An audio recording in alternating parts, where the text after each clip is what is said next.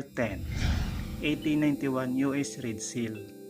Ang 1,000 US dollar bill na inaiprinta noong 1891 na naglalarawan kay Major General George Gordon Meade.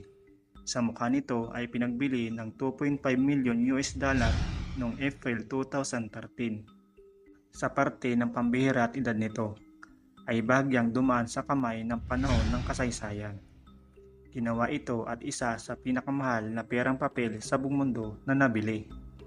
Number 9, 1913 Liberty Head Nickel. Ang 1913 ay naiulat ng walang aproba ng US Mint, na kung saan pinalitan ng disenyo ng 5 sentimo mula sa mukha ng isang babae ng katutubong Amerikano. Di malamang ang pinamamahalaan at napapunta sa pampublikong bayan. Ang pinakamahal na kung saan binili ng 3.7 million US dollar